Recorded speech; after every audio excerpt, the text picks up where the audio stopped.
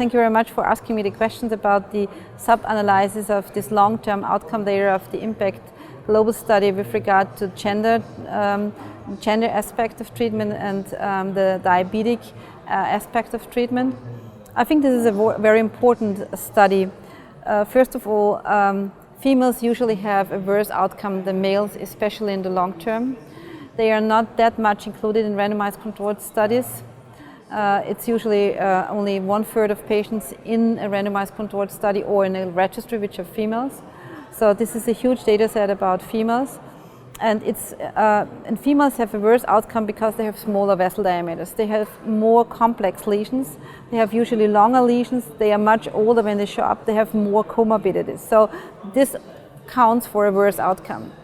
And with what we see in this subgroup analysis is that even if these worse conditions at the beginning when they go into the study and when they are treated with the IN.PACT TCP, they have the same outcome as males in the long term. And I think this is the most important conclusion we can draw out of that we can also now treat females in an efficient way with the same outcome as males, although they have more comorbidities. They show up at the worst condition already when they are showing up for a treatment.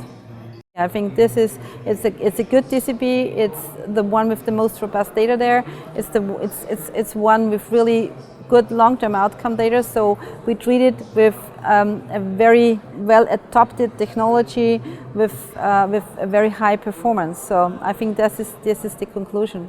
So the issue with regard to looking at patients with diabetes, you usually have a very high mortality rate, amputation rate, because diabetes counts for the development of critical limb ischemia and therefore for worse outcomes. So we saw the same thing. We saw really good patency data. So this is the efficacy, low TLR data compared to non-diabetics, or this, in the same percentage. So there's no difference between for the efficacy between non-diabetics and diabetics. And yes, patients with diabetes might die a little bit more often than non-diabetics, but this is due to the general conditions they have, to the comorbidities. And when we look from this IN.PACT Global Study sub-analysis, when we look at the mortality rate and compare this with the mortality rate of diabetics with PAD in epidemiological studies, it's in the lower range.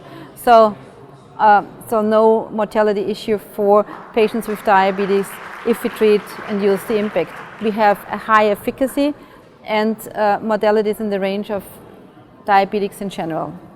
I think we have the first TCP with long-term data, 5 years, showing excellent results with regard to efficacy and safety in the most complicated patient subgroups.